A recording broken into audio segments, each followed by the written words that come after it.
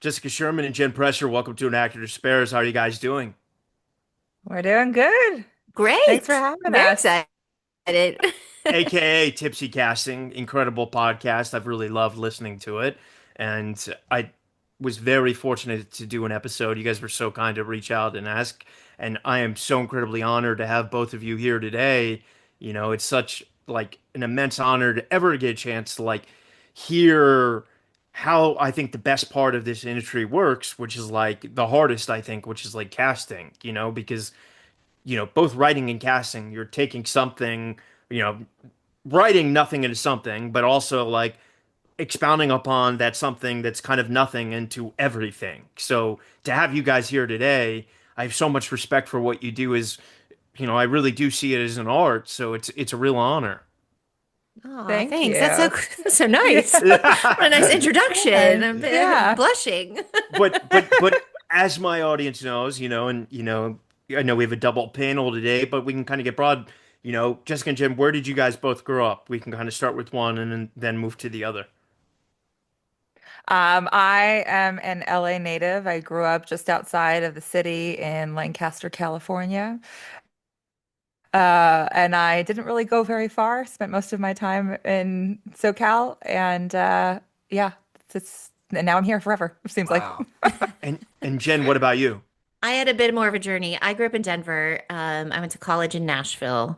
Started my career in the South when the South was kind of coming up after Katrina, and then I moved to LA for 11 years, and now I'm in London. Wow. And talk to me, like for you guys, like did you go to university with like an interest already in the being in the business, or did you not have any interest pre-college? No, so my parents are originally from Ukraine and they are very practical people. And I took a left turn that they still don't like going into the arts. But honestly, the scene that I grew up in Lancaster, they had a heavy music scene. And so I originally, like the dream that didn't seem attainable at the time was I wanted to be an A&R music exec to scout talent on the music side. And so it didn't seem like it was a realistic thing. I had no connection into that space, but I went to college at UC Riverside and studied business econ to tick the boxes for my family. And then as soon as I got out, I found out that a friend of the family had been very successful in international distribution. And that was like, I didn't end up going down that road. I mean, I thought I was getting an internship from her when I was in college, but I learned, I think it's last year now, that while I thought she disappeared when the time came, my dad apparently turned down that internship because he didn't know. What? Yes, this was a big Harsh, man. revelation. I've been hanging on to Wow. that for 16 years and I'm like, she just disappeared. But no, he turned it down because he's like, she's graduating college. She's not going to work for free because he didn't know how the business worked. Anyway, so yeah, I eventually got into it, but it wasn't the path by any means, especially not the one that most casting directors have. Wow. What about for you, Jen? How did I get into it? I was not. I wanted to be in something in entertainment in high school, but I went to a very small private high school that In, wasn't in much Denver? no, I actually went to a boarding school in Nebraska. Oh, And wow. so, Good and experience, it's bad experience? horrible, horrible. And it's Ooh. so funny because I have an older brother and sister who absolutely loved it. So it's very subjective. I hated it. Because I was born and raised city girl and I was stuck in a town of 250 people going to this boarding school.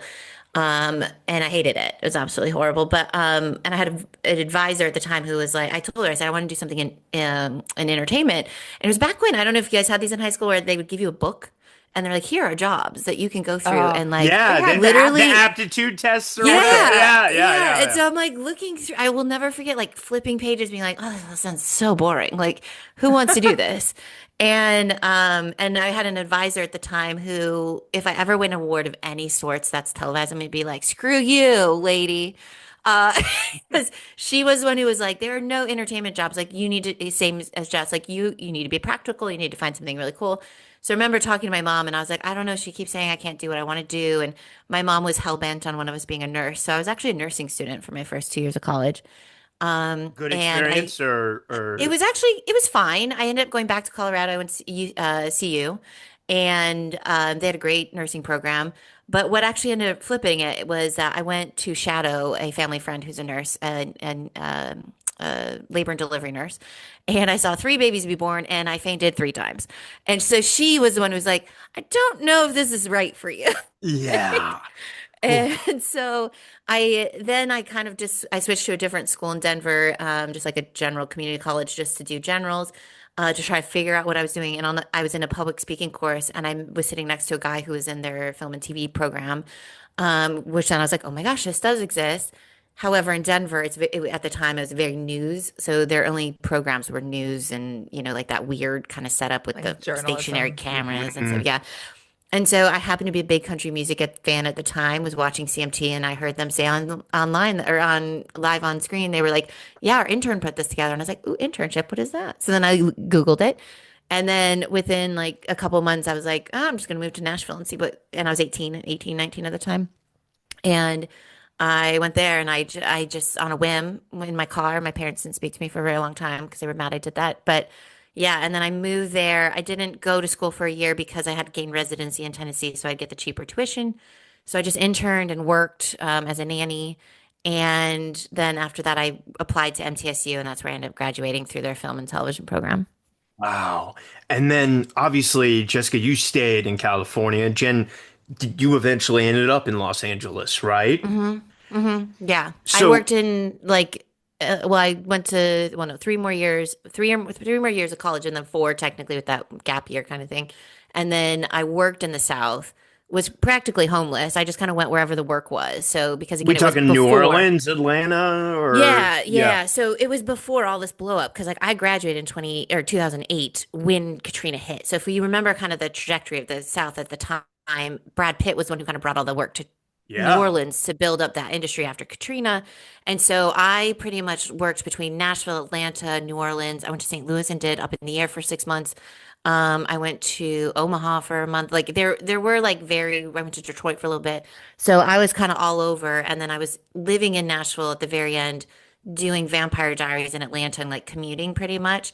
And that was my final job. That kind of pissed me off. And I was like, screw you guys, I'm moving to LA.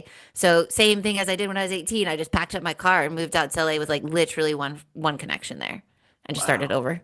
And for, the audience listening, because I do have a lot of actors, but I also have like a lot of directors and also just entertainment enthusiasts, like, when an actor, like, as you guys know, you like have to get rep to become casting. It's like, and please, interrupt at any moment I'm wrong. Is it intern to assistant to associate to casting director? Is that correct? Yeah, that's the usual hierarchy within an office. I mean, I think intern is becoming a little bit less common just because we're not in offices anymore. But at the time we were coming up, that was definitely the space. And casting is so niche that it's very rare that you can make a lateral move from being an assistant somewhere else to being an assistant here.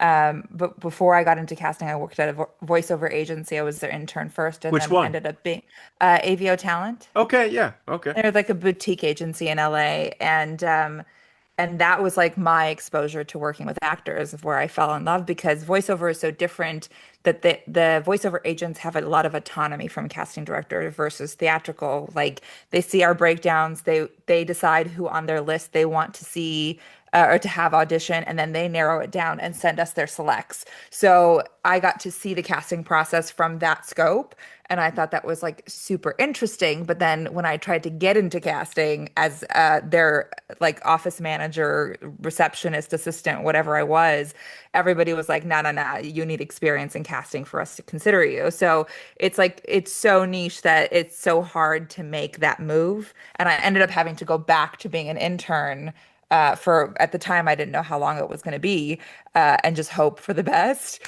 in order to break in. And it took me like a year and a half to do that. Wow. How about for you, Jen, once you got to LA?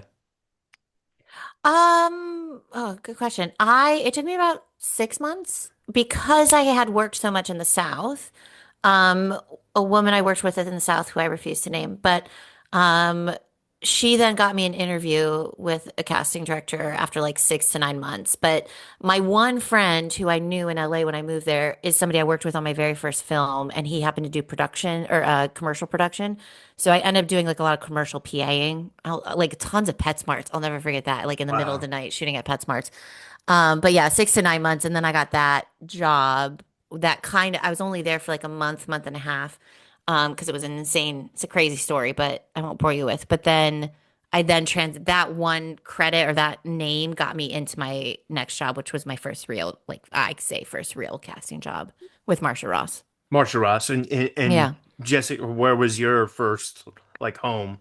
My internship was for a movie I thought was the remake of Little Darlings at the time, and it was for April Webster and Alyssa Weisberg, and it was not Little Wow. Darlings. Got it. I definitely felt like I scored the jackpot of all first jobs because that movie ended up being Super 8.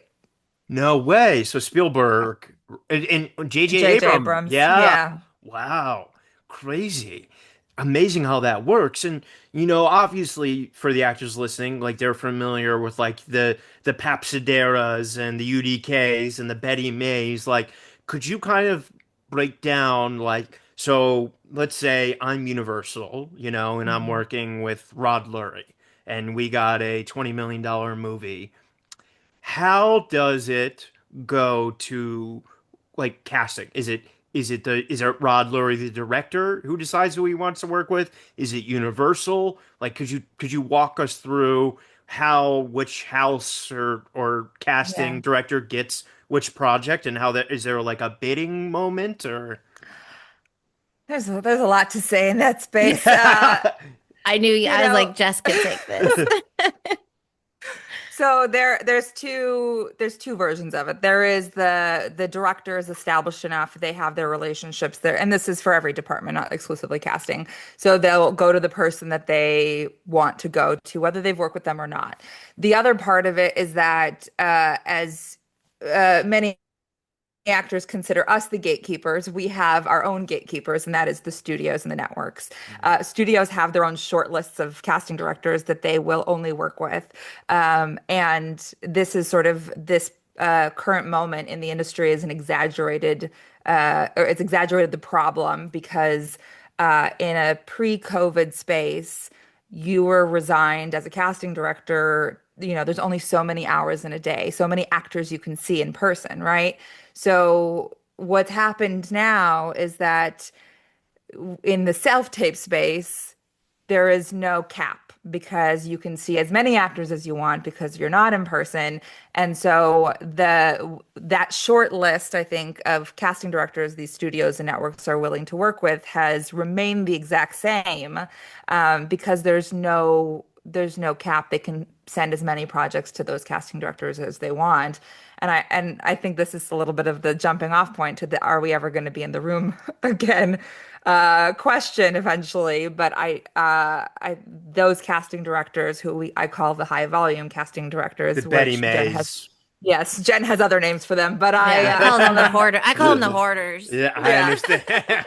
They're not incentivized to get us back in the room when they're the ones who probably could push us back there because their bottom line would be affected. So that's sort of the dynamic between the casting directors and the studios and the networks right now because there's no reason to bring in fresh voices, fresh faces in that space because they don't have to. Wow. Thank you for illuminating that. And let's talk pre-COVID for a little bit. When you guys were, in the room as CAs, like, how much of autonomy would the casting director give you? Would you go through the breakdowns and would you then like be in charge of kind of going through like, putting out who you would see to the agents or like where did your guys' respective parts come in the early part of your career? Like, were you in on every audition as well? Yeah. I mean, so I had a bit different than Jessica, where she kind of stuck with April and Alyssa her whole career. I bounced around a lot, so I had a lot of different bosses.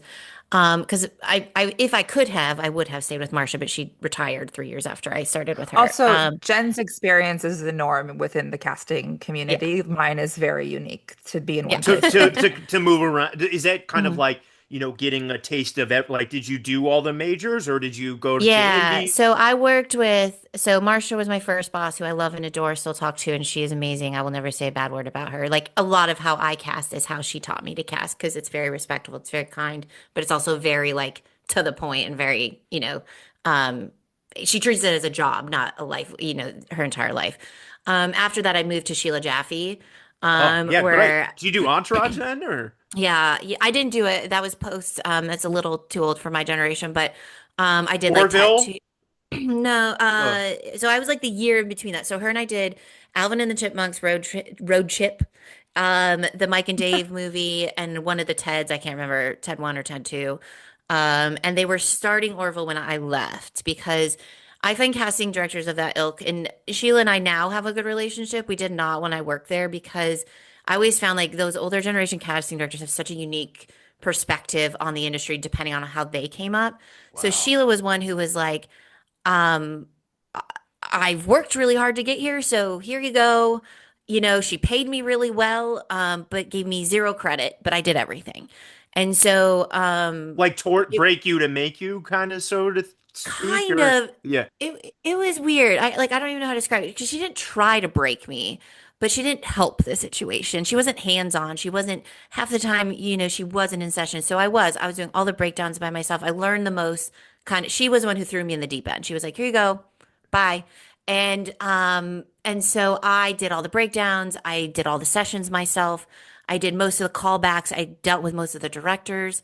I kind of did everything. The only two people I really weren't allowed to deal with were Mark Wahlberg and Seth MacFarlane, unless they called and I happened to pick up the phone. Because she knew, and I mean, she's smart. She's been around a long time. She knew that was her bread and butter. Those are the relationships she needed to keep. And so, yeah, so I learned a lot there, but I only spent a year there. I burnt out really fast, at her office, and then I went and did a soul searching trip in Europe for 3 months, and then to regain some of that, kind of how you were saying, like, oh, you need to step back if it's not making you happy anymore. Yeah. And so I did that, and then I came back, and I kid you not, it was crazy because again, Marcia just put me out to all her friends when she decided to retire, and one of them was Kathy Sandridge Gelfond, who literally left me a voicemail that I answered the day I landed back in LAX from my like 3 month backpacking trip. And she was like, hey, I just got a movie. I don't know if you're available, but like would love to have you in to meet on this or whatever. So I ended up working with her for 3 years. And hers was exact opposite of where she gave me credit and experience. She had no Mhm. economical business running experience. So I got paid. I couldn't make rent half the time, Like even though I five was hundred working like, dollars a week for a yeah, two exactly. thousand And she was dollar a like, month apartment. yeah. At one Yeah. point, our assistant was crying in the office, and I had to go tell her like she couldn't pay rent. And I was like, "How much are you paying her?" Because I didn't. I'm not like asking how much the assistants are getting paid. And she's like, "Oh, I'm paying her like 450 a week." This is in 2017. Oh This is my not that long God. ago. And this girl was living in a like house with like 5, 6 roommates. And she was just like bawling because she's like, I haven't eaten in like 2 days other than like scraps that, Jesus. Yeah, I mean, it was crazy. And I'm just like, and then I went and talked to Kathy about it. And she was like, oh, aren't like one bedrooms like $750 a month? I was like, what? Yeah, 1987. Yeah. But she's a Woo. lifer. She's an LA like Yeah. native who grew up in the industry. She just like had no, and it was never malicious. I want to make that very clear. Like it was never maliciously done, but no awareness of like financials or like how to run a business or that kind of thing. But she was the one who gave me casting director credit and was like, here's, I had to fight for it a little bit, but I was running shows on my own completely. She had no idea what was going on half the time. And I was the one getting calls from the ADs at 2 a.m. being like, hey, what happened with this actor? Where's wardrobe needs this? Like, um, and that was when I was like, I feel like I should be getting credit here for this. Like, Yeah, they don't even absolutely. know to call you. They're calling me. So then she finally started bumping me up, at least credit wise. But yeah, so that's so I had a very different experience where my entire LA career, I was in charge of, minus Marsha. She was very hands-on. I was doing the breakdowns, bringing the actors in, doing all the sessions by myself for the most part. Callbacks, usually she would come in, but yeah, everything else I pretty much did on my own. But also, in hindsight, now at the time I was very bitter about it. Now I'm like, oh, that made you a really good casting director. Like Yeah. now I felt very confident like starting my own company when I did. And Jessica and Jen, and this is like a kind of deeper question. Can you walk me through both of your respective moments of like when you knew you had to go out on your own and the steps that you have to do to kind of like is it like building a startup? Like how do you go out there and then go against, a Betty May, a UDK, and then, so to speak, the people you were working for and convince these studios and like, we're talking pre-pandemic here when production was Yeah. at more normal levels. Like how do you get like can you walk me through the both the moment you knew that you had to go out on your own and like how you made it happen? Yeah, it I think the time that we came up in it was very much like there were certain boxes you had to tick as a casting director and you would become formidable or they would take you seriously of like, okay, you did a pilot as a co-casting director, you did a series as a co-casting director, you did a feature as a co so you tick all these boxes and they're like, all right, we can work with you now. That game, like it was all false promises. That doesn't exist anymore. So it's a little bit di more difficult, but when I was coming up, I think for me I basically since I was an assistant because my one of my old bosses, Alyssa Weisberg, when I was coming up, she would always tell me that the way that she learned the job of a casting associate was like you should be able to do the casting director's job. You are the casting director without the contacts. So you don't get the jobs, but you can do it. So that was the space that I came up in. And ever since I was an assistant, once I like got my feet under me, I was doing short films, I was doing student films, whatever I could get my hands on just to learn the casting director's experience and be comfortable in my casting skin and whatever that would be. And now it's so different because there's a lot of young casting assistants that have never been in the room with actors before, which is a little bit terrifying. But like Yeah. for us, like we learned by osmosis. We were in the rooms, we were running camera, we were sometimes reading, as much as you can do to make your boss's life a little bit easier is ultimately what it was. And so when I was coming up, I was building, a list of directors that I was working with from the short films and the student films that eventually, when they would have their first indie, like ultra low budget, barely anything, they would call me or like the assistant of the UPM was producing her first feature, and so she called me for that. So I was slowly building a client base on my own as a casting director, and I have so much love for April. Like still talk to her. We have a great relationship. But it started to become we were having the same conversation over and over again of like, you're doing these other projects. Why are you doing these other projects? But you know that I'm doing these other projects. And so it really there got to a point because I was with April for almost 8 years consistently. Wow. And she was somebody who was always busy on multiple shows, and that was a blessing for me because I got to learn so much and to take on so much, from like tentpole studio franchises to pilots to series, and it was a gift in that way that by the time I left her office, I was running the shows for Bates Motel on the Strain and got to close those shows out essentially, which was a beautiful thing. But for when we start to have the conversation so many times of like, listen, I am trying to build something like you built, and this is just the reality that like if you're not comfortable with it, then like I think it's time for me to go. Yeah. And so I did that and it was scary as all hell. And it's still scary as all hell, but like you got to take the leap because otherwise the net's not going to appear. And I think a lot of actors don't know that we do the same thing that a lot of actors have to do when they're sort of coming out on the scene of like we do our general meetings. And that was part of the gimmick that they would tell us when you're going out on your own. You have to introduce yourself to all the studios and the networks, right? So we would go and we would go into the corporate offices and, do a little dance and like, hi, like Yeah. me, hire me.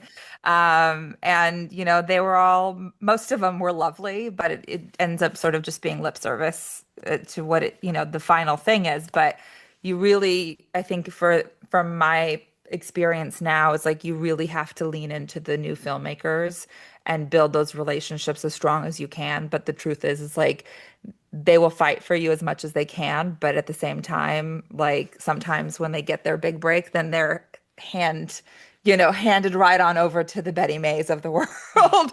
And they Yeah. can't, they don't know what hill they're gonna die on, right? So they're trying to just get their movie made. And so it's one of those things that like you get to a certain point as a younger casting director that you try to push through, but then you sort of lose those relationships that you've been building for years. Oh my And God. you're like, all right, we're starting again.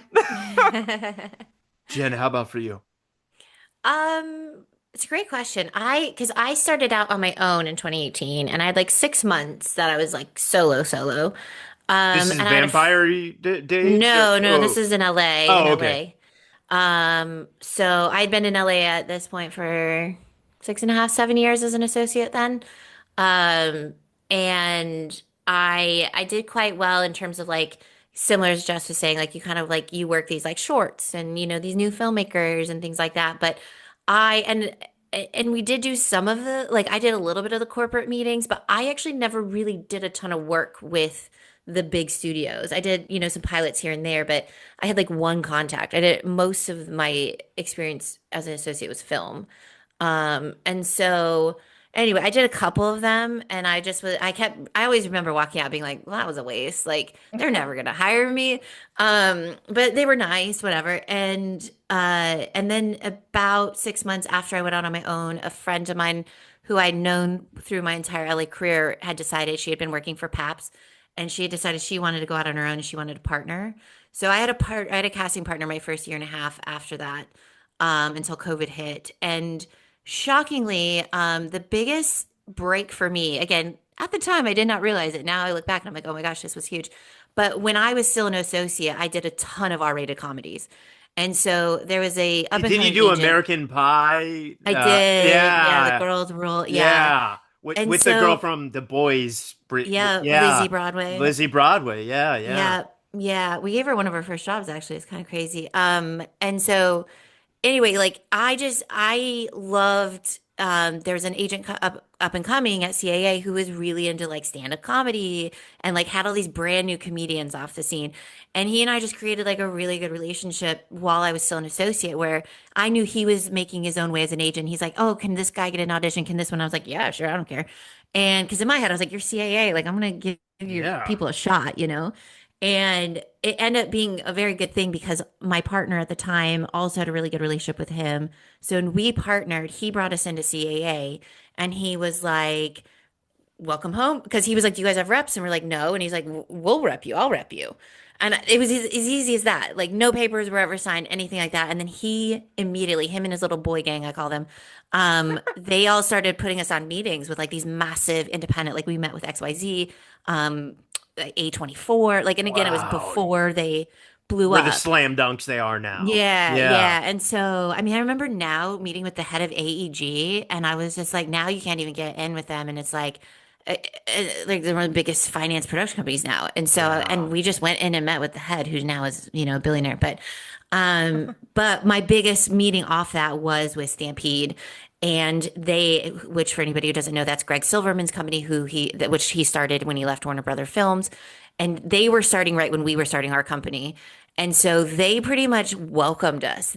I'll never forget, we had a meeting. I had just had a family member die. So I remember looking at my partner being like, you're going to kind of carry this meeting because I can barely not stop crying for an hour. And she was like, no worries. And in the meeting, they're like, we have our very first indie that we're starting. Why don't you guys just cast that for us? And we're like, okay.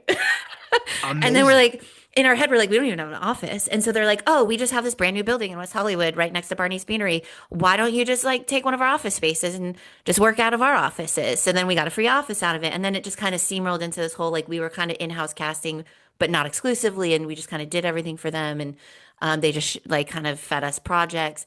And in that process, we got introduced to a lot of people through him. And so then the digital Rolodex just starts growing and growing and growing. And then COVID hit, my partner decided to go. She went corporate casting. And to this day, I mean, I'm on two Stampede projects right now. Like they've now gone Wow. international. And so all those things you just like, kind of don't think matter, then they do matter. And so I probably owe a lot of it to Brian Boone at CAA for setting that all up.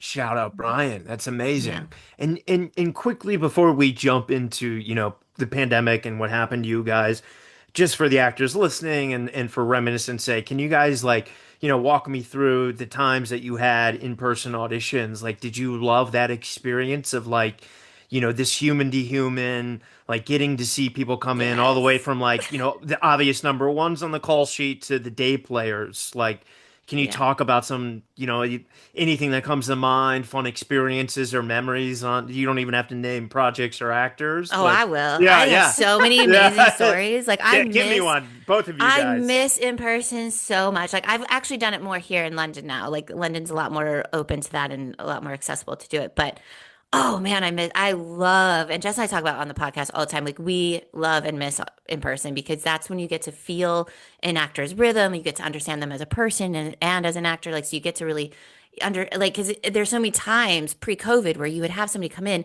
smash it, they didn't get it, but then you're like, oh, I have this other project, maybe you could come in Yeah. for that, or you get so much more of a tell of people. And Jess and I are big proponents of being good humans. So it's like it's really nice when you know that they're not going to go on set and fuck you over and be like a dick to Yeah. people. So You've usually been we getting the read on who they yeah, are. Yeah. yeah. Because Yeah. there used to be so many times where they would be so shit to our assistants, and our assistants would tell us that at the end of the day. They're like, "Oh, this guy came in, he was just so horrible to me," and so then you like clock that, and you're like, "Okay, well, he's probably not a good person who's going to treat PAs nicely, so like, let's just not go there." Yeah. But I have so many fun audition stories. Can you give me one? Well, so I did Bad Moms and then Bad Moms Christmas. And my favorite thing is for anyone who hasn't seen it, there is a stripper in the second one A male or and a female? male stripper. Oh, It was amazing. Jen was in heaven. Um, I literally was like, I could not, and it was all they were because it was playing Catherine Hahn's love interest in that one. Yeah. So it was my age, and I'm just like, so all of my childhood crushes, like Scott Foley came in, No way. even, and I was sitting there going, oh my Glenn God. Powell, maybe? Oh, he did He not. was too young. He was too At that young. point. Yeah. But it's like Justin all Hartley? yeah, well, that's who we cast. Oh, no So way. Justin Hartley got it. And Justin, I mean, I have an even better story that I'll make very short, but Justin came in, he was just off This Is Us, but he'd never done comedy. So the directors actually were like very, because they're comedy purists. They wrote The Hangover, like they're not really concerned about name value, but the studio, of course, wanted name value. So Justin was one of our first reads, and he was fine. Don't get me wrong. It's not like he gave a bad audition, but when you compare him to these like long-standing comics who like love improv, can throw down some shit in the room that you're just like on the floor rolling, he didn't quite measure up there. So he kept coming back because we really struggled to find this role. But in that, like I spent probably 2 weeks, I'm not even kidding you, for at least like 4 to 5 hours a day in the room with my crushes growing up being like, oh my God, I can't believe and they're like taking their clothes off and they're like, Amazing. or pretending to take their clothes off. And, because it's like a very sexual scene. And I'm just like, Like oh my banana God, what? hammock, Yes. And I'm like, what is my life? Like, this is my job. I get paid to do this. Like, that was like one of the peaks for me. Um, Love but it. like Justin came in, I think 3 times by the end of it to audition because he really wanted to break out of the This Is Us character, stereotype. And it was him, and it was an actual real stripper who was turned actor called Rusty Joyner. I'll never forget him because our guys who kind of really were leaning towards Rusty because for the authentic, and he was just really funny and just like very grungy. But like then you have Justin, who's like this beautiful human specimen. And so anyway, by the third time, I had done this scene with him so many times that I was fine. And then it got to the point where so he got the role, they were on set, and this is my one claim to fame. So like they did the choreography for the Secret Santa sexy dance on the bar, and the choreographer put a move in where he grabs the woman's hands from the front of the row and rubs them all over his body. And so we had finished casting. We had been done casting for at least a month over at this point. And they called my boss at the time, Kathy, and they were like, we want Jen to fly down to Atlanta and be the girl. Because we asked Justin who he'd feel comfortable with. And he's like, well, I feel comfortable with Jen. We've done the scene about 8,000 times in the room. And so they flew me down to Atlanta, and then on top of it, for 2 days straight on set, I got to rub my hands all over like a half naked Justin Hartley. And I'm I like, gotta watch hey, this movie now. Oh my I know. God. And so, like, I mean, those were Do like you to have a me that line? was yeah, no, no, God, no. Oh, I okay. would freak out. I Yeah. can't. I don't like being on camera in general. Like, I had a Yeah. panic attack about being an extra, and so like it was just like that was the height of like in the room, funny. Um, the other Amazing. one was like we did Mike and Dave Need Wedding Dates with Sheila's office, where Jake Szymanski, who is now famous for Jury Duty and now Company Retreat, that's premiering this week. Um, but he came from Funny or Die and SNL and all this stuff, very improv. But those auditions were some of the funniest auditions. I mean, Aubrey Plaza came in and read for her role like multiple Wow. times. We had Adam Devine in and Ike Barinholtz in and all those like comedy legends. And I'm just like, oh my God, like those were fun. I would go home every day, even if I was treated poorly or something.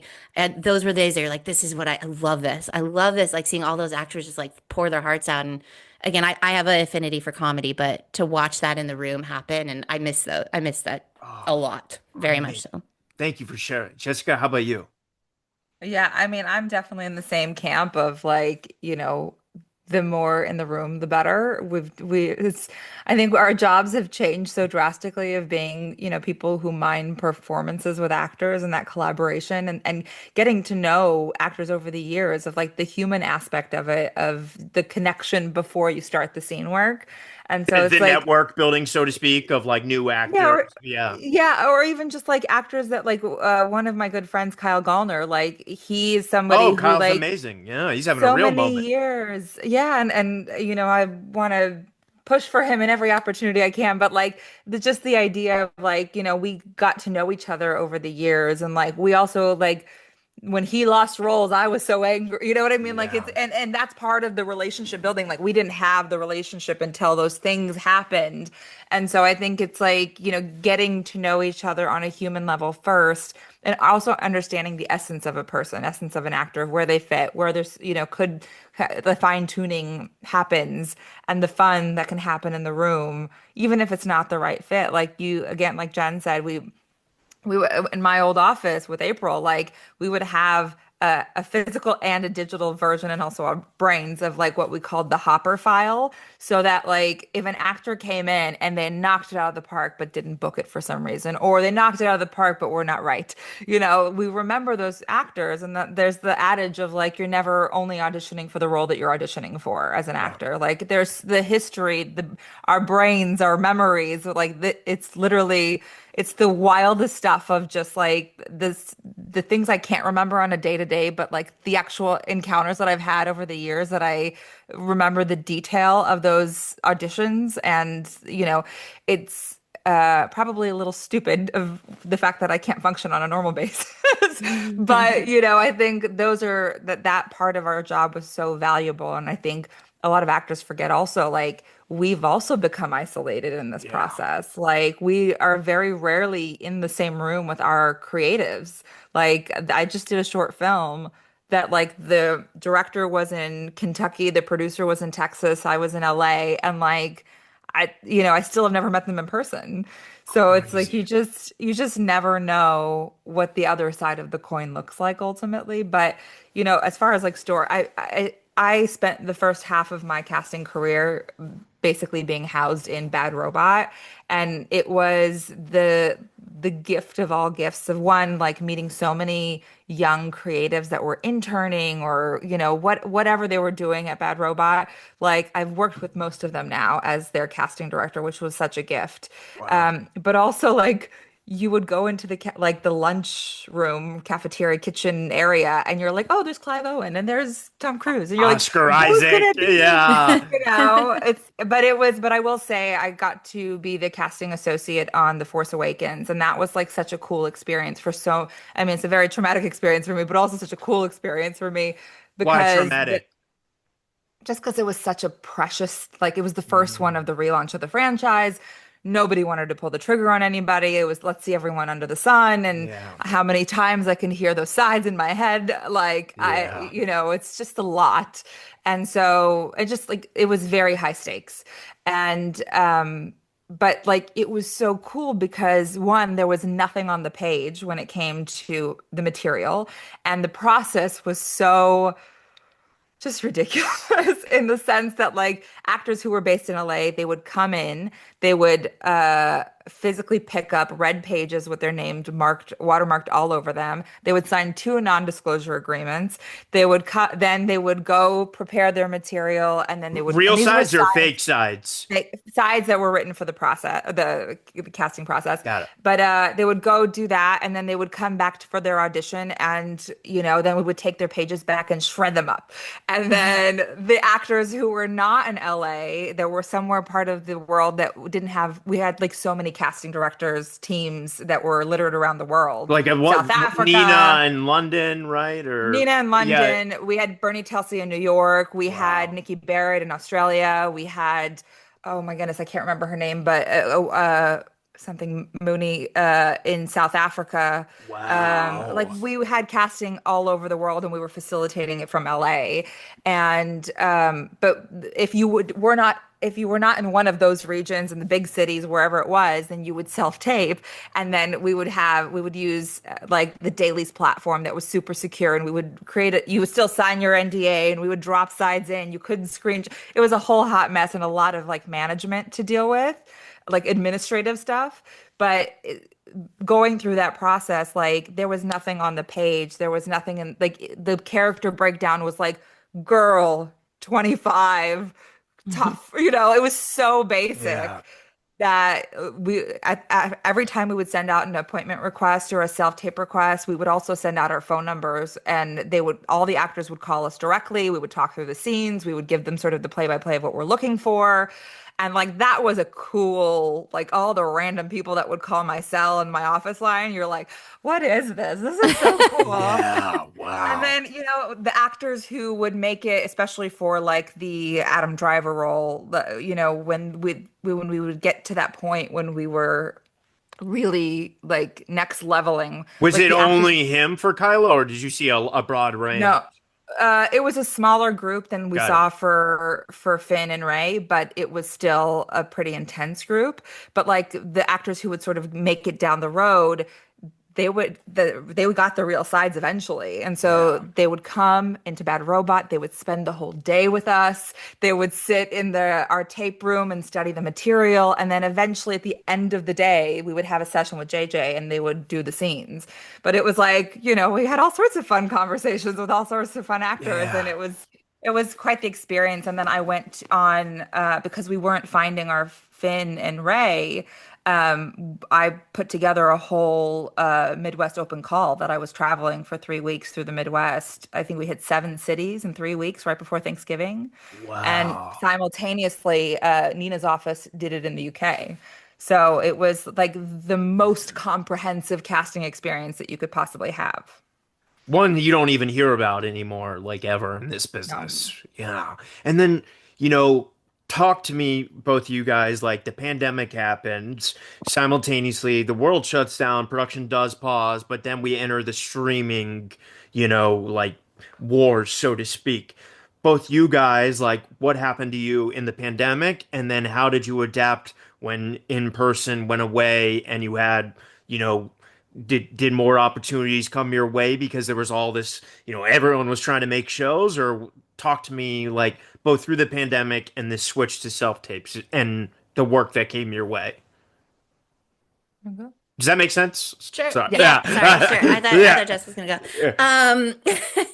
We've been doing a nice volleying in this one. Yeah. So I think it was the moment it turned bad for us, honestly, because I think that's when, speaking from a casting perspective, that's when the older generation of casting directors, aka the hoarders, they started just realizing, oh, I can just take all the work now. Now I'm just sitting at home. I can take all this work. So then we started to see, because our work evaporated, especially in the indie Wow. space. Because I know Jess and I started our companies not that a year or two, a little bit before. So The it got harder to get work. Oh Yes, yeah. yes, because Wow. we Also, the when stuff we were working on fell apart in the middle of yeah, this crisis. yeah, So it's like recasting everything that we had yeah. done if we had the opportunity to. Yeah. I mean, Wow. in 2020, I had a movie that was supposed to shoot that had Keke Palmer and Common attached, and it was supposed to shoot May 2020, pushed to August 2020. We got 3 days out of production. They had to shut down because three HODs tested positive. Finally, they bubbled and shot it in November. So that I got paid one fee, but I cast it 3 times. And so it was, and nobody had money because then on top of it, you have these massive COVID protocols that are hundreds of thousands of dollars, depending on how big your crew is, where you're shooting. And so pretty much all of our indies fell apart. I was lucky enough to have at least one go every year, so it like was tolerable. But then on top of it, you had these producers then being put under pressure, and I'm not trying to blame them, but I am a little bit, is that then they were coming to us these insane asks of like, well, for us now, even though pre-COVID we thought we could get it for, we could get 5 million for this cast. Now we need Miles Teller, we need Brad Pitt, we need Jen Aniston, we need all these massive names for them to feel comfortable to give us the money. So then I was being stuck going to CAA and being like, Yeah. hey, we don't really have the money, but like, sure, like, can we have? I'll never forget. A producer asked me to go to Matthew McConaughey for 3 weeks of work and offer him 50K. I was like, Are you I, kidding me? I can't make this call. It's like this is like I would get laughed and like blacklisted from I think Yeah. he was at WME at the time.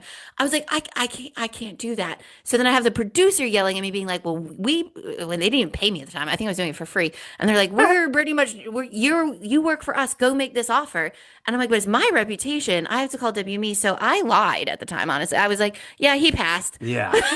Like, Good. because I'm Fuck not that making guy. that call. What a Yeah. dick. Yeah, yeah. So it really changed casting, I think, for the worse, unfortunately, throughout that whole process, just because it did, and it made this older generation who we love them for starting casting, because I think people forget casting didn't start until like the late 80s, early 90s, formally, Mhm. like in kind of what the sphere we see it as now. So all of these people who are coming up at that time came up and they really formed what casting is today.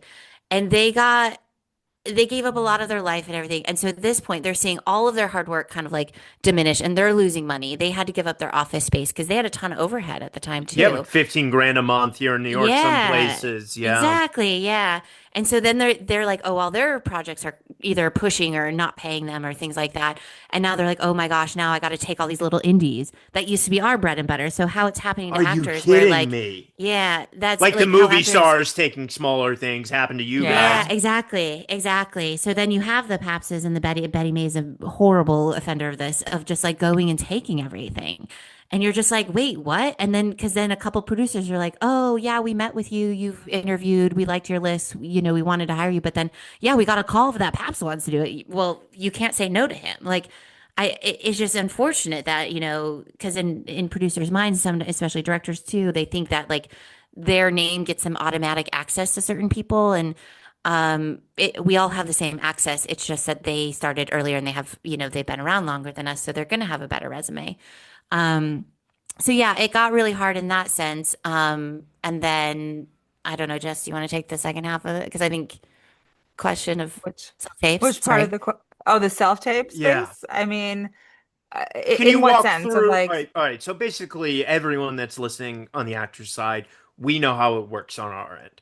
Can yeah. you guys, or Jessica, can you explain, once you post the breakdown, like the ones that like, let's kind of three prong it here. Like obviously the leads aren't even probably going to go on the breakdown services, are just going to go to the WMECAAs of the world, the offer onlys, Yeah, or I think it depends on what kind of project we're working on and what phase we're in, right? okay. So if it's a super indie movie that we're casting, it's even in the $5 million space, let's say, or anything less than that. The focus is really the green lighters, right? So who are we going to attach in order to get this film going?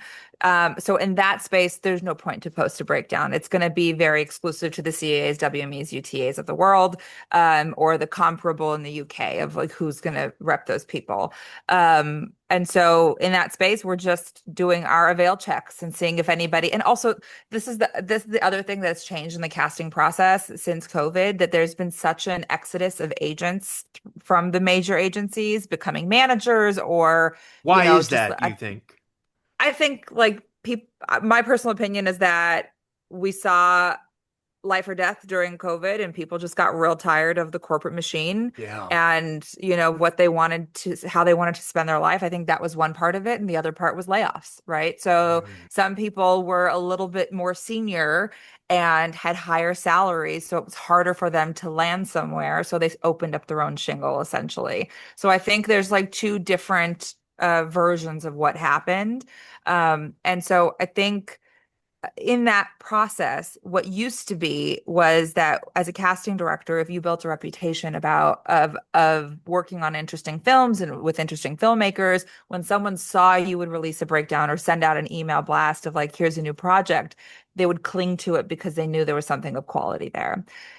In this post-COVID space, it is bottom line business, right? It is what is the budget? Is it a fancy director? Otherwise, we don't care. And that's on the major agency front. So there are very few agents within the major space that will actually read indies for the sake of the material driven aspect of it or mm, check out a filmmaker's name now. So now you have to do the outreach. You have to shake every tree that you can get, a branch that you can find to be like, hey, is this person actually a realistic option? Because they're not chasing you anymore right. unless you have something fancy. When I was working on Predator, everybody was calling me. There was no, me chasing anybody by any means. But when you're working in the indie space, it's a different story.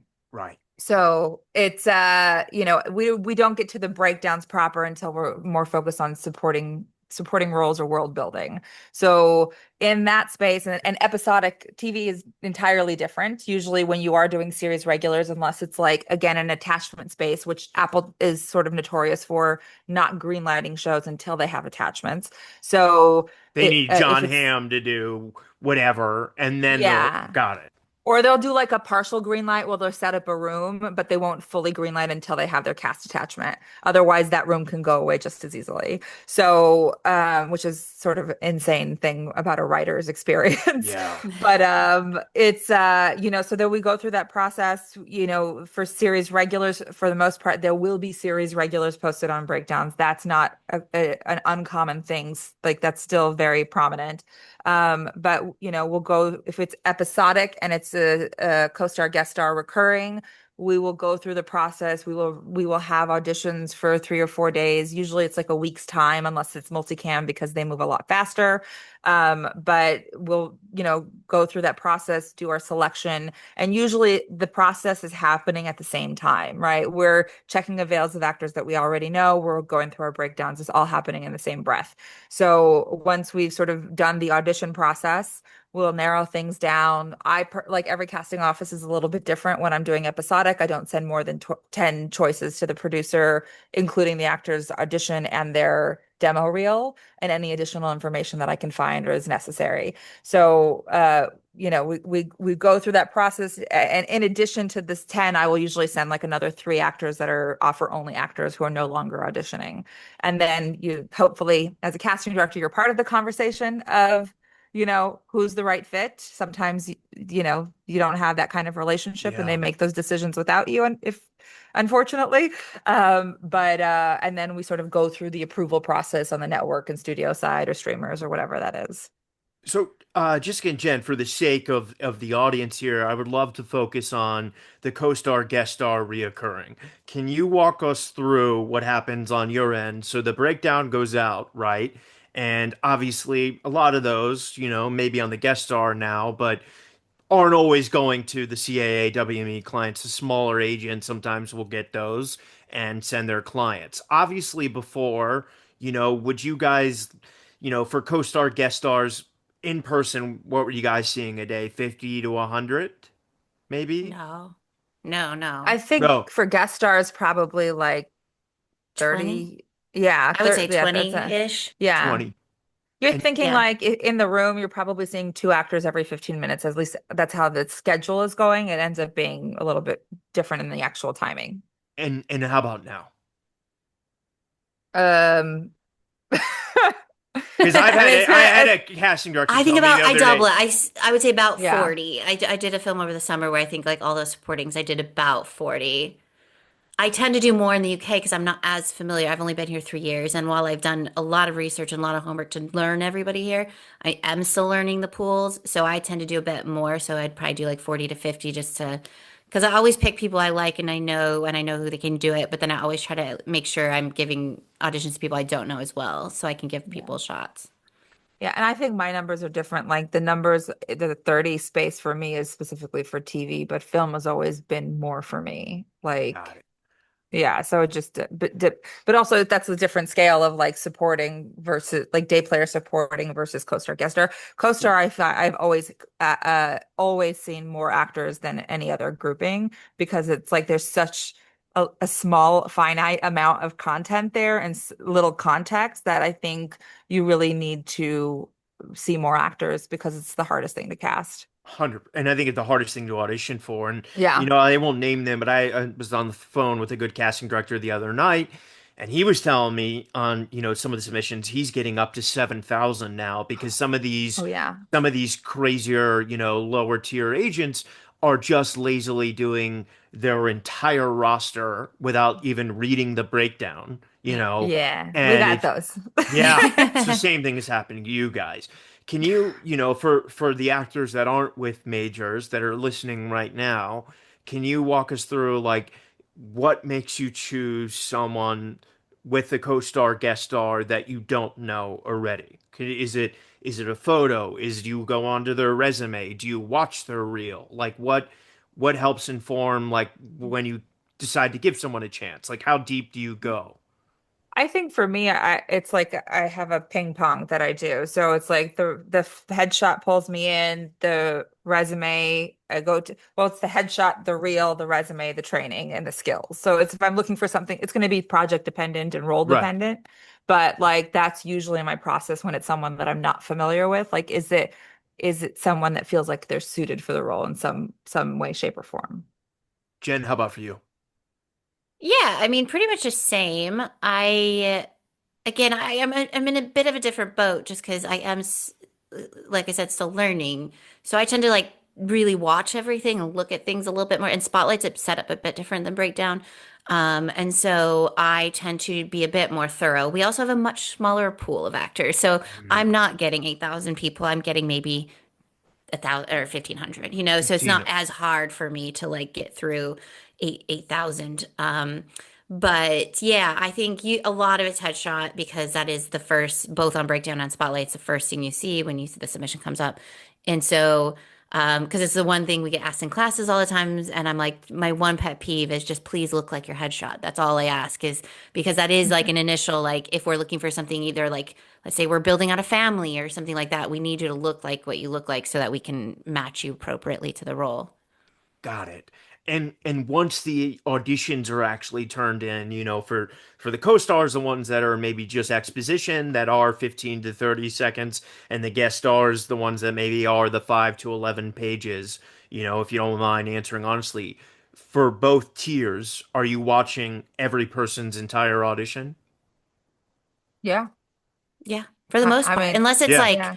I mean, I would say that like 11-page auditions, if you know they're not right, Yeah. whether it's physically or something, they're just like way off on beats, or you can tell they rushed through it or they didn't know their lines or something like that, then yeah, maybe I'll just like skip through a little bit to see if it gets better at some point, to see if I should give them notes. But the shorter roles, yeah, you watch everything. Anything under like 5 pages, I would say, or under not 5 minutes, maybe like under 3 minutes, I would watch everything. Yeah, and I Interesting. also think there's also a distinction of like because there's the sound bites that you hear of like they only watch the first 5 seconds and Yeah, like that's 20 it. seconds. Yeah, yeah. Yeah, and You're so there, and I think most actors, if I'm honest, that's what they believe. I'm sure, yeah. We call it the digital ether. We send it. Yeah. Yeah. And I understand that. I think there's like a difference of like knowing whether someone is right pretty quickly versus actually watching it. And I think that is the miscommunication that was done it was last year or the year before, whatever that was amplified. But I do think there is also a difference of like if an actor is clearly not ready and you see this in the first 30 seconds of an audition, you're like it's quite literally all over the place, then you're probably not going to continue. Or if you've tried this actor a few times and you know that it's just not they're not there yet, right? Yeah. So maybe it's not the time to continue this, or maybe it's not the time to continue to watching. But I think again, at the end of the day, like you're not auditioning for the role that you're auditioning for. So we are watching them because if you may not be right for this, you might be right for a different role that we're working on. So this narrative that we're watching the first 15 seconds and then being like, bye, we don't care anymore because you're not right, I don't think that's truthful. And it's never been like, casting is a living, breathing process, and you may find quickly that that person's no longer right based on what you're looking for now versus when you release the breakdown.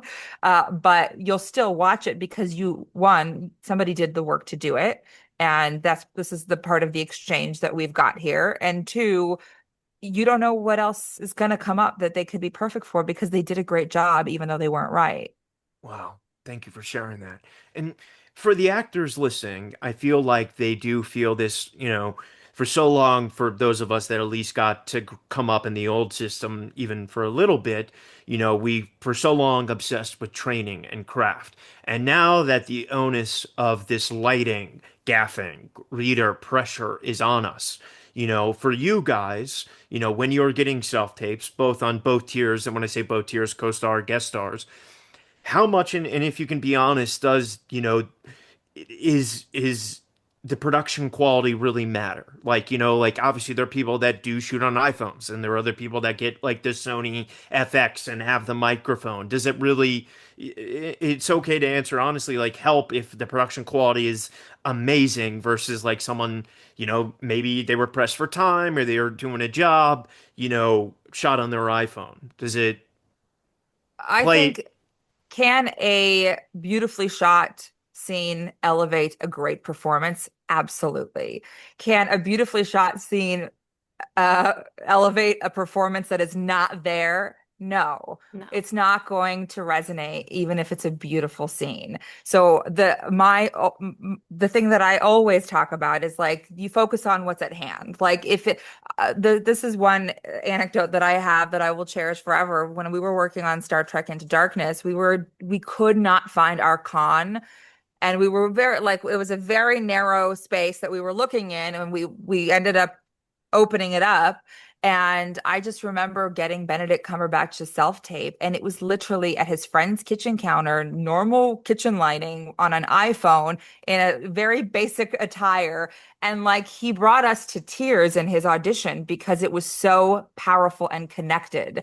And it didn't matter that it was the most basic aesthetic ever. The Mhm. acting spoke for, yeah, basically you Absolutely. can speak for itself. If good acting is there and they rise to whatever the quality of the writing is and match the material, that's what matters most to you guys. Absolutely. And 100%. The only thing I would say is that because I've helped so many of my friends audition, or they do self tapes since COVID happened, if they can't find a reader or whatnot. And almost all of them use iPhones. Like, I don't Yeah. know this whole, I think this is, and I say this in a very loving way towards actors. I think actors, if they go into a dry spell or something, they're always looking for a reason as to why, instead of just saying, the 100%. industry's slow. So then they put it on. Oh, maybe my lighting wasn't right. Maybe I need a better camera. Da, da, da, da. And they like list Yeah. all these things, and we're like, none of us actually asked for this. Like, I know maybe there's one or two out there like pre-strike, because I know that came up during the strike, Yeah. that maybe asked for ridiculous things. I don't think the majority of casting ever asked for it because we never had it. We had some lighting boxes maybe, but we had like those little like Yeah. camcorders that Breakdown would send us with Yeah. that. Yeah. If you The saw what we Sanyo. saw. Yeah, the same. Like if you saw how those auditions actually looked after the fact, like they're not great. Like they're not No. massively like No. 4K or whatever. But I've said this since the beginning of COVID, and I'll keep saying it. As long as you can see your face clearly, and so you can see the emotion and the feel, and you can hear you, because Yeah. we did have some problems with sound a lot early COVID because people didn't understand where to maybe place the camera, or they didn't understand ambient noise. That was a struggle, but as long as we can see you and hear you, that's all we need. Like, I had an audition a couple weeks ago that, oh, it drove me nuts. They put like the background in, and because took place in a war zone, and so they like had like Iran behind, and I'm like, what the fuck? It's like- and then that becomes so distracting. You're not even paying attention to the read because I'm like, Yeah. where are they? What is happening? And I had to Yeah. go back and Did a watch it green three screen. times. Yeah, I had to watch it three times and be Yeah. like, focus on the read, Jen. Like, Here's the thing, Wow. it's and I think fake. this is now going to be a trend because we saw the Britt Lauer tape for Severance of her on the floor in the bathroom. We saw the Odessa Zion tape for Marty Supreme. And I think, it's one thing when you embrace your surroundings that help you as a performer connect to the character and to what's happening. So, like, if she put herself in a phone booth because that helped her feel the urgency and the claustrophobia of whatever the scene, brought to her, that's fine. But like when you're doing it as a performative thing, it's going to be a distraction. And I think Like getting that a is pony if you're on a right. horse. Yeah. Or I Yeah. will, but even so, like I remember when I was on Bates Motel, everything was like in Humboldt County is sort of where we shot. Yeah. And the idea that like I can't tell you how many auditions I got where they were like in the wilderness, in the like truly in the wilderness. And it was like cool, but like I could hear traffic in the background and I Yeah. couldn't really hear I was like, unless you're gonna get a boom and or like whatever, like don't do this for the sake of doing it because it helps you connect to the character and just make sure it's not a distraction because that's, as you can hear with Jen's situation, the worst kind of thing. I also think there's this new thing going around with actors now where there's this thing where they think they have to do something so interesting in the first 15 seconds. Are you guys seeing that like on your end? Like just kind of wild decisions, like because I think people now with that misconception of they only watch 15 seconds, it's like I have to do something to stand out, which goes back to then spending money at these like expensive self-tape Yeah. places Mhm. because they can do these crazy lighting thing or break the fourth wall, Yeah. like it, I will say, I think I have a unique perspective because I think the UK is a very different actor marketplace.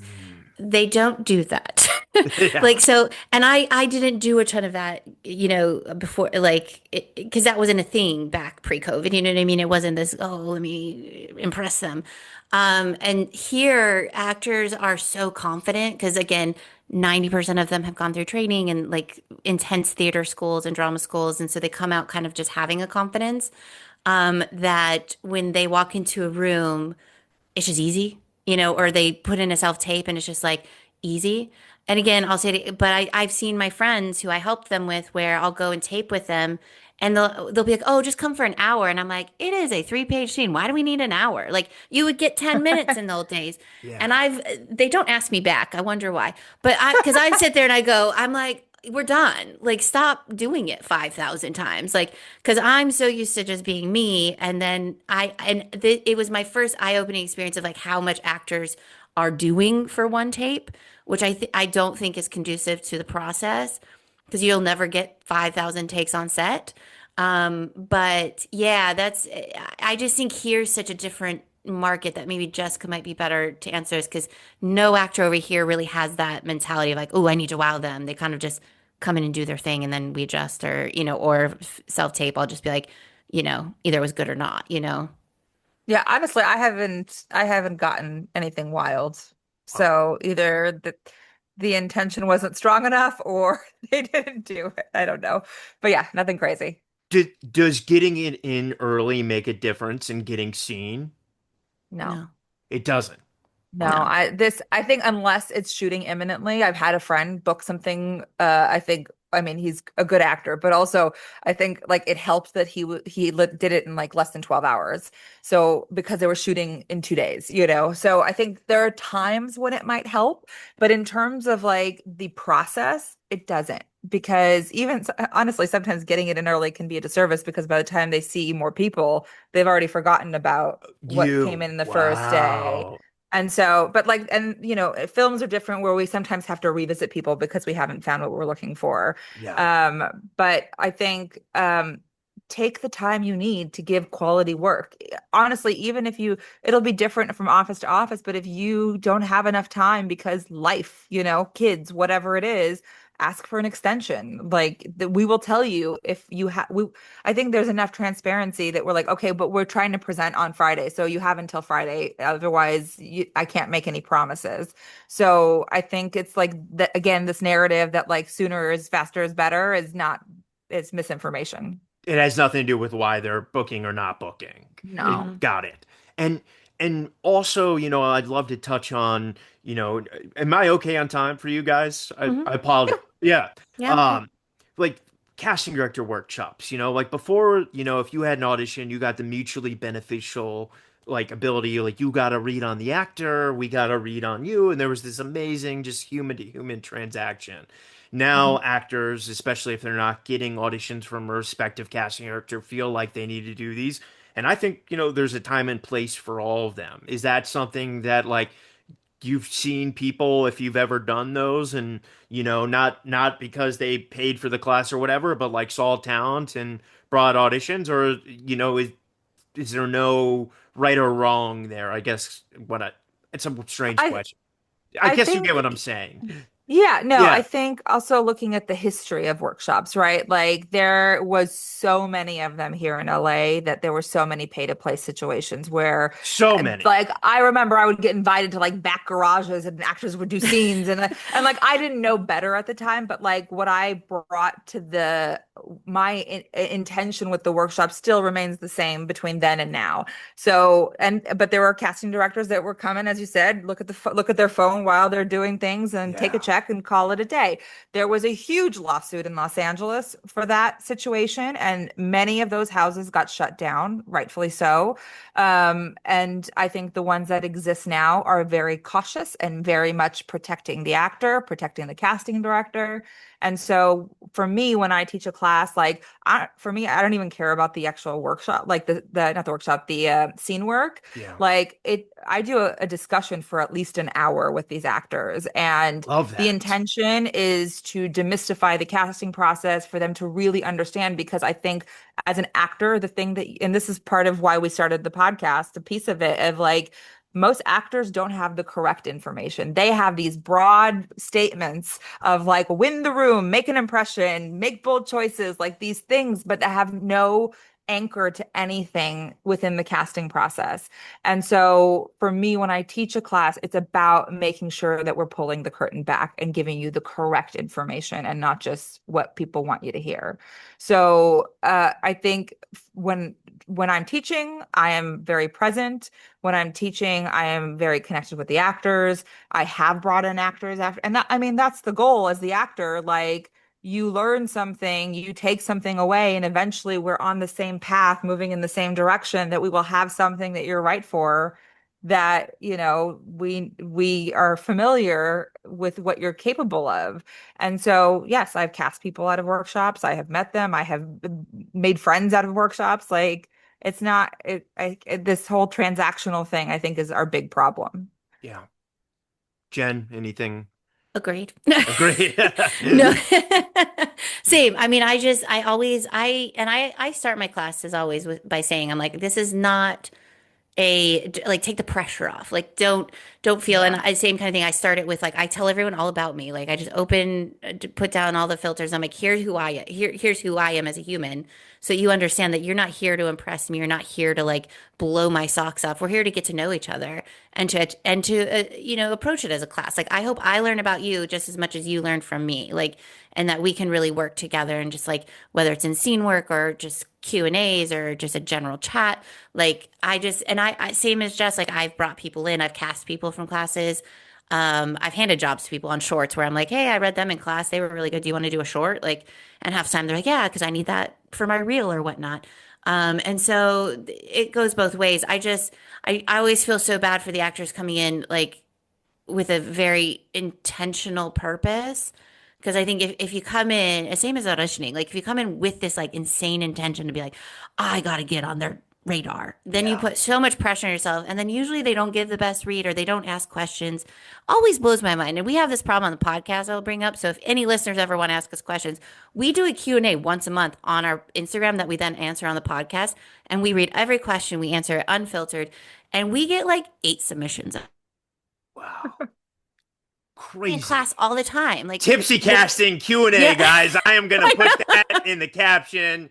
Actors, oh my God, I'm sure you're gonna get an It just influx blows my after. mind. Yeah. Honestly, it does because I'm like, I mean, we're on our fourth season now, and it's like a trove of like free information. Yeah. And I don't expect everyone to go and listen to we're like 125 episodes right now, but it's like you don't have to go listen to all of them. But if you had the time and energy and you're this bored and you're like looking into how to improve yourself, we have so many people on who are like, here's all this free advice, and it's all true. Like we don't put out misinformation, you know. Things can change, you know, with strikes and things like that, Yeah. but it's like, yeah. So I don't know that I deviated there. Sorry. But No, yes, great classes answer. are great. Wait, Big proponent of classes. some questions I wrote down here is like, what's a mistake, if there is one, you see actors still make in 2026 that just like blows your mind in self-tapes? Is there one? Uh, I mean, I'll say the one thing I've noticed happening a lot more is the over preparation. Mhm. Almost sitting with the material too long to now you're anticipating lines. You've created this whole character in your head that, like, again, you have no reference for. So then you're kind of like, so sometimes I'm watching, I'm just like, well, where are we going with this? This seems like very, like, too rehearsed, too well thought out. That yeah, that's all I got. I mean, that's just one thing I'm seeing a lot of right now is just way too much. You're doing way too much for usually it's like a co-star, guest star.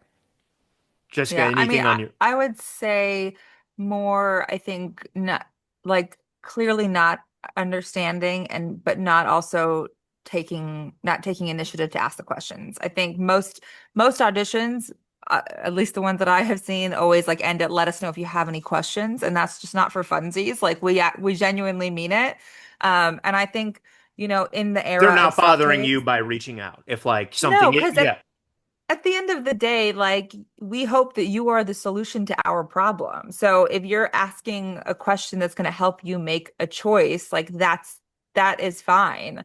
It's like don't ask a question for the sake of it, but like if you need information, like we are here to support you. And I think it's also, the Zooms are a big point of conversation. We talk about all the time that like actors don't take us up on the Zooms for the most part, which is so funny. We talked about it not that long ago of like it was such a point of contention in the negotiations, and like I'm doing something right now, and like my schedule is still empty because even though I Yeah. gave out my Calendly link, and so I think it's like I think there's like the preciousness because everybody's been so conditioned to be comfortable in a self-tape environment now, and now they're scared to be with us that like one, you got to get yourself out of there because like you're not going to be always comfortable on set. So you have to rise to the occasion. And also you're never going to build a relationship with us if we're never face to face, even if it's Yeah. virtually. So I think it's like, and I say this, and maybe some casting directors will roll their eyes or whatever it is, but like there were times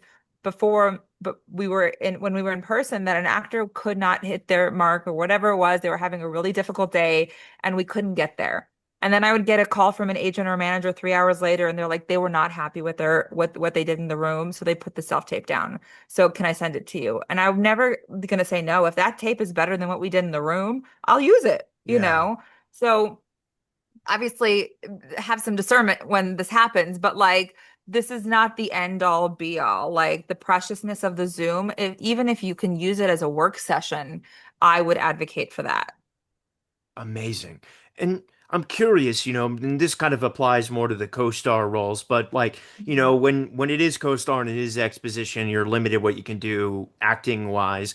And you have, let's just say, like there's two final selects who give a very similar performance.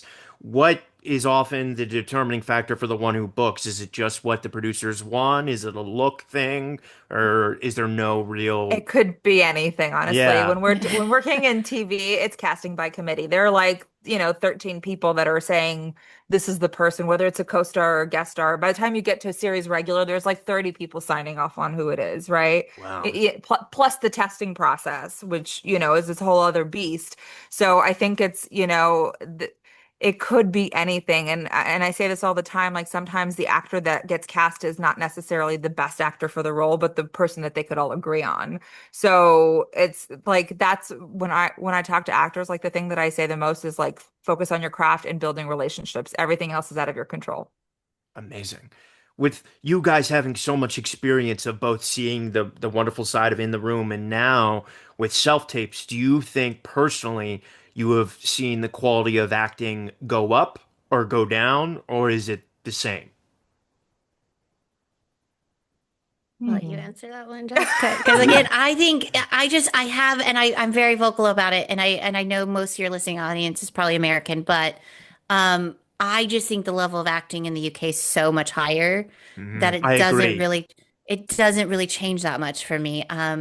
I will say I think the one thing I've noticed that I can say in my because I only was in these states for a year and a half, 2 years of COVID, so and I wasn't doing much, so it was early on, so things were still kind of like trying to figure themselves out. But I feel like where Jess is saying like you have to at some point get uncomfortable being in a room with us. Because again, you look back pre-COVID, you know how many actors came in shitting themselves, like because it was like they came in so Ah, nervous and Yeah. like but it was good. It was for their own benefit because you're gonna get on set and you're gonna have all these strange men and women staring at you up in your face with makeup and you have to get over that. And I think we were the first line of defense for that of like, if you can't handle a room with us, like you're not gonna handle a set. And so the biggest thing here I see is like I can tell actors who then because pretty much all callbacks are in person here by far, and round ones are starting to go back in person as well. But I can see from the tape, from the original self tapes to then the callbacks, actors come in so comfortable here. Like there's not really that, oh, like can't be in a yeah. room with people anymore. Like oh God, Yeah. that I don't really think is existent here. So I'll let Jess talk about the Yeah, states. I think. I'm more worried about actors because I feel like between things that I've heard and things that I've seen that they're leaning on too many like so many more crutches that it's like I mean, there's compared to what pilot season was in its heyday when it existed properly, like actors were running from pillar to post, six auditions a day, doing the network rigmarole, and trying to remember what character they're doing in this hour, right? And I can't imagine the volume of auditions is anywhere near for the average actor what it used to be like during pilot season. And the things that I'm hearing of like people are projecting the dialogue as like a teleprompter on the wall in front Oh of them yeah. while they're taped. Like and I that really worries me for when those actors finally book a job, and I don't think it gives them an opportunity to connect with anything or anyone. I get the best case scenario is you have a reader in person because it gives you that connection, right? That's not always feasible, and I get that. But I would rather an actor have somebody else on. Sorry for the distraction Oh, here. you're fine. You're fine. Uh, um, I would rather an actor have somebody on Zoom and there's a teensy delay than having nobody or a pre-recorded something or other. Because I feel like when you don't give yourself an opportunity to connect with absolutely anything, and it's just An auto like the truest track. form. Yeah. Yeah, or like the truest form of make believe that you're just like I hope something resonates on the other side. Like you're not really doing yourself justice in that process. Like co-star, I think there's a lot more flexibility in that space because usually it's a line or two. Yeah. And for all co-stars, I would always recommend giving 2 to 3 takes so we get some You variety would. because You don't think you yes, need one. Thank you for saying no, that. no, I think you give us a few options. So because sometimes, most of the time it's completely out of context. You have no script, you have no Yeah. nothing, right? So just give us a few options so that we can show our team what you've got going on. And sometimes I would encourage that for guest stars too, of like assuming you do not know the direction it's going in, two distinctly different takes. Amazing. Um, you know, obviously without getting to meet people, what's something that makes you guys root for an actor, like when you're seeing them come for auditions and they don't ever get the feedback mechanism anymore. Is there anything just doing good work? Is it simple as that or I think, yeah, go ahead. Do you want to say, Jen? You can go first. Okay.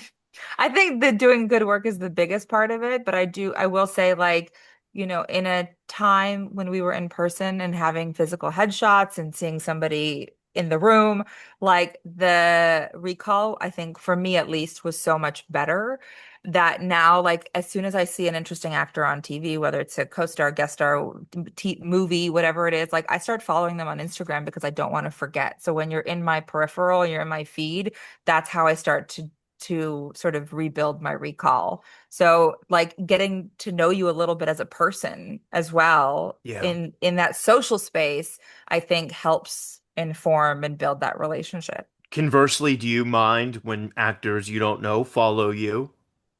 No, I mean, I'm my our profiles are public. She's got her special casting one, and I just don't do Facebook. Like Facebook is for my family and friends, Yeah. and then Instagram is for whomever wants to join join this ride.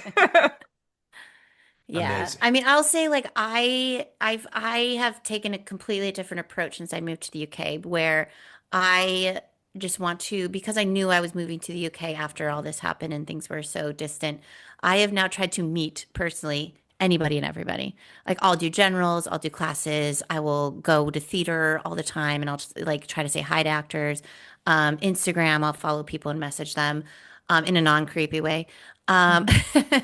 but it's like it's this thing where I think I know myself and I will fight for somebody and really if I really believe them and I know them. Yeah. So a lot of people who engage and it again, I'm going to throw it back a little bit. It just boggles my mind how few actors actually engage. And I think it maybe comes from the older generation or like how things used to be of like, oh, it's very separate. Because all I will say almost every single one of my old bosses never were friends with actors. They never hung out with actors. There was a stigma. I think Jess and I are of this new generation. We're like, no, we don't mind. Like we have Yeah. Instagram, we have social media. Like feel free to reach out. I mean, half, if not more, of my friends in London are actors because I met them on generals. Yeah. So it's like, and then you just like you become personal, and I'm like, yeah, I'll fight for you, or I'll go, or I saw you in something amazing because you invited me to your comedy show or a above the pub play that, Yeah. randomly got put on and I happened to be free that night. So it's like, I think there's, again, and it blows my mind because technically the British are supposed to be more like reserved but I get more invited to things here, especially theater. But then also just like random actors reach out to me all the time here and they're just like, hey, I saw you're in London. I would love to like pick your brain. Can I take you for a coffee? Can I do? And I'm like, yeah, why not? If I'm not working, I'm bored, or if like I have the time, like I'm always down to meet people. And I think that's what our generation of casting directors are so different is that we love people. It's partly the reason I moved to London is because I could not envision a future that you are just sitting alone in your house watching self tapes anymore. And by the time I moved here, London was already starting to reopen to auditionings and being back in person. And that's what I thrive off of. I love being around people. I love meeting new people. I find actors fascinating. Like the conversations I have, like even some of my best friends here who are actors, I'll go to their houses and for dinner and I'm just like, wow, you guys are so interesting. Like, because the way your brain just think and just like, and again, no one's the same. So like everyone approaches their roles differently or they think something about their job that like I did a film over the summer that I cast two friends in, not purposefully. It just Yeah. happened that they were right for the role and everything. And all of our relative experiences on this film were vastly different, like our perceptions of them. And so I'm sitting there going, wow, you had this experience. Wow, you had this experience. And then they're asking me, and I'm like, I had completely none of that. I had a very different one over here. And it's just Wow. so like, and that's what I love. So I'm always surprised, when actors don't want to meet or don't reach out or don't have their agents reach out or, because when I moved over here, I offered to every single agency. I said, I will sit down with any actor.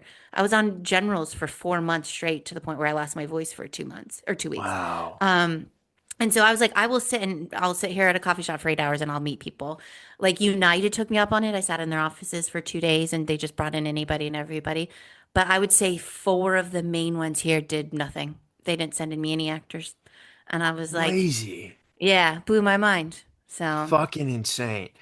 Few final questions because I could talk to you guys all day. And I'm already gonna say at some point you have to come back on. You guys are I could like this. You guys are epic. I love you guys. Like, and aw. speaking of like general love for your guys' energy and for doing this, like, how do we fucking like de-hoard the hoarders and get you guys the next generation more work? Like, I know some of us actors don't have, pun intended, much agency, but like, how do we change this, like, winner take all of it or winner take everything? You know what I mean? Like, do we have anything we can do? Mm. You're like, I'll answer because I can see Jess like, oh, I don't want to answer this. I think it's really hard, especially in the States right now. I will say though, and I know this because Jess told me this, but like both of us recently have had projects come to us through actors that we've met in the past. Mhm. So if you have one of ours that we were talking about, Charlotte Hope, it's like I went to her house for a dinner party. I ended up meeting a director who then was like, "Oh, I have a project. Why don't you cast it for me?" And I was like, "Oh my gosh, like, would I have ever known it had I not known Charlotte to go to her house for dinner?" You know? So like, and I know that happened. Jess knows an actor who recently put her up for a project that she ended up getting. Yeah. So like, I think if you ever hear of anybody. I think it's also just to be more aware that because actors are becoming so more well-rounded in terms of they are producing their own things, they're directing their own things, things like that, that just like don't forget that if you do make it big with a certain casting director, I'm not even saying just me or Jess or somebody of our ilk that's not a Paps, not a, Lorray and not a Francine. It's like, just remember that because you do not understand how many times we work for like peanuts, get them an amazing cast, do all this stuff, and then as soon as they hit it big, they go to somebody else because they think they deserve a Paps at that point. I'm Wow. really not dragging him. I really actually like No, him as a he's a person, great guy. but Yeah, yeah, yeah. But it's It's like the structure that is yeah. yeah. the toxic thing, Yeah. So I unfortunately. think, as much as we look out for you, because I think we put actors' names forward all the time that, actors never realize. Like, I have fought tooth and nail for actors and they never know. It is one of those things that, like, kind of eats at me a little bit because I'm like, Like it's if you, thankless in some ways. yeah, Yeah. like, I will tell you, so I won't say who it is, but like in May, I was fighting for an actor so hardcore because the director was like not she's very particular, but like I have loved this actor for years. I've seen the potential. He's now at the position where he's like really close to that financing line. And I fought for 2 weeks to get this director on board with me, including a 2.5 hour phone call where the producer finally had to be like, you have to make this guy an offer. It's too good of an opportunity to pass up. We thought he was going to do it. I'd gotten intel that he would probably like it, all this stuff. But I fought so hard, and this little sucker passed. And I was so angry. I had to, like, it took me a minute to let go because I was like, I fought You so hard. motherfucker! I know. Yeah. Because And I'm also like, she was like a uber fan of his I before this know. opportunity. And so I think it was like even more Yes. Oh, Because every ugh. time I've tried to get him an offer, everyone's like, oh, he doesn't have the name, but he's not quite there. Like, we don't know if we can finance off him. We don't know if he can move out of TV into film. And so, like, all this stuff. And I spent like hours showing her clips of things she didn't know he did. And then to pass, even his agent felt really bad. I mean, his agent was very kind about the pass to me because he was like, I know how much work. But I was like, and this guy's just flitting around, never knowing how much I have wow. like worked and the only other story I'll say about this, because I know I'm being a bit rambly right now, but No, you're not it's at all. like I have one of my best friends here is a producer I work with all the time, and we have embraced this new system of like kind of how you were saying stalking people, but we do it in person Yeah. of like we don't stalk them, We but stalk we're them like in person. It's we're like great. how can we get to this person because agents have become so gatekeeping that we're like if we could just pitch this to them in person we know they because They and would we're say fun yes. yeah we're fun loving people we know we have a great project and so we went and I tried to go the right route. I offered to the agent shut me down right away. So then I was like, you know what? He's going to show at the National. So then she was like, well, I have a friend who's a friend with him. So like, let's find out when he's going and then buy tickets the same night. We'll all hang out afterwards, go to the back bar, and we'll just hope that we can find the right moment to pitch it to him. And it worked. We went and we did this whole thing. And then it turned out there were even more people there that night that we knew him. He still passed on our movie, which is fine because at that point, at least we knew he read it, he considered it, and it just wasn't right for him. And he gave us a very lovely note in return. But that's what we do now. I'm like, if Yeah. you will just sit and have a coffee with me, I've been doing it with a certain actor for the past few weeks. I'm like, because he's not online and I'm like trying to find him. And I'm like, I've asked every single one of my actor friends here. I'm like, do you happen to know this guy? Do you happen to know? I just need to know like what he wants to do because I'm trying to like pitch him for something and I don't want to waste my time if this is not something he wants to do. And no one knows him. So it's like I go through like so much effort to try to like understand what actors want to do and who they are so I can put them in the right things that I think maybe people don't realize. And I think that eats away at me a little bit at times. Wow. But Mhm. yeah. Same for you, Jess. Oh yeah, I mean, Yeah. we get real creative. I think it's also like why we start building relationships on social media with actors as early as possible because the truth is like I mean there's an actor who's a good friend of mine that like he didn't like his reps never sent him auditions or offers for things that I had sent through, that I had to go around and be like, "Hey, did you get it? Are you coming?" And he was like, "I don't know what you're talking about." And it was for like a really big Wow. opportunity that they're like, "Oh, he couldn't make it, so we have to reschedule." And I was like, "Yeah, I know Fucking that's bullshit." bullshit. Yeah. Crazy. Yeah. Yeah. Two, So that was fun. wow. Two final questions for you guys, and like talk to me. Like obviously I think there's this like one conception of like actors are now like, and we spoke about at the beginning of like, hey, it's over, man. In person is never coming back. I mean, Jen, I know it sounds like there's a little bit more support in London for that. Jess here in America, it feels like move on, move on, move on. For the actors listening, is it over? Is it just never going to come back? Is did the Netflixes, the streamers, or the producers, did they just now see it can be done one way? They just unless the casting decides to go fully out of pocket and front everything themselves, it won't go back. I think there's got to be some sort of middle ground that we're going to get to eventually. It's going to take some time. I think it's going to take our generation to like push it through.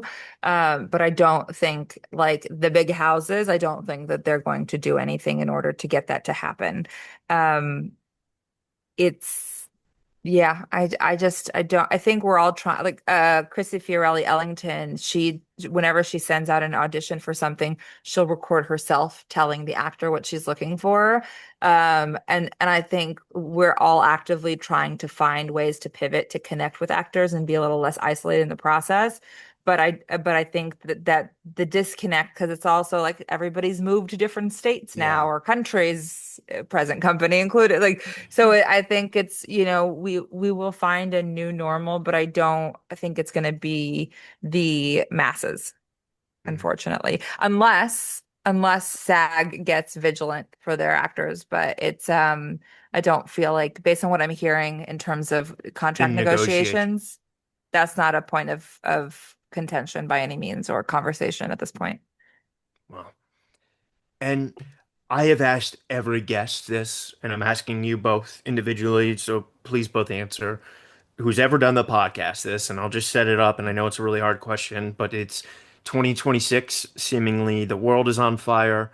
We're seeing this mega merger happen that is like what I thought monopolies were written to stop, and basically these tech companies have killed these legacy companies, and now it's like a tech business and less of an entertainment business. And it kind of feels like now movie stars can do 10 different TV shows, and it's pushed everyone further and further down. And because of expenses and contract negotiations, things film in Budapest. And unless you're with a major agency, you're not really going to get a Budapest or a UK audition. So for the actors listening that maybe aren't with a major agency and they aren't booking, but they get auditions or they submit for things on Actors Access. For those fighting the fight now, any words of wisdom you might have? Honestly, I think it's on my end, I feel like it's perseverance. I think if you can outlast whoever is here, that's going to be how, I mean, not just actors. I think this is across all fields, all crafts. Like if you're the last one standing, like you're going to get the job. And I think that's this industry has never been for the faint of heart by any means, and I think we've pushed that envelope further and further. So I think do the work, create your own content. Don't I think personally, I feel like, especially as I learn more about the vertical space, I think it's going to be a new space for filmmakers on the rise that are like where risk is being taken outside of like the, my billionaire mafia husband or whatever it is. Like, Yeah. I think once people really settle into that space because of the budget level, I think it's going to turn into something interesting. So don't, have some discernment when you're going through that process, but I think don't be afraid to take on those things. Jen, how about you? Nice. What's funny is like as you're like listing all these things that are going wrong in the world, I was like, God, I forgot about that. I'm Like sorry. I no, not in a Yeah, bad way. yeah. I think it's good to disconnect. Like I think that would be my biggest thing because I think everyone's so wrapped up in social media, news, like all this stuff. And as Jess will tell you, I'm horrible with social media. I kind of despise. I wish I could just shut it all off, but I can't. But it's like, and then you hear about all these news things, and I'm just like not really plugged in because it is very weird being an expat because like I can't vote in the UK, so like I don't really care what's happening here. Yeah. And then I'm so removed because I think in the States you get bombarded so much with news and what's happening, and it's just not the same. So like I don't get all that, and so I'm kind of living in my happy little bubble. And I wish more people could do that because it's tough. Don't get me wrong. I've had to restart my life from scratch in my late 30s and in brand new country. And it's not been easy, so I don't make it sound that way, but like living in your happy little bubble where you're just really passionate about something gives you a lot of leeway.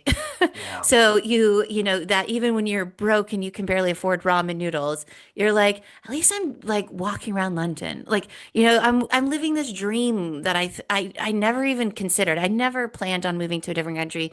Never even thought this was a thing for me.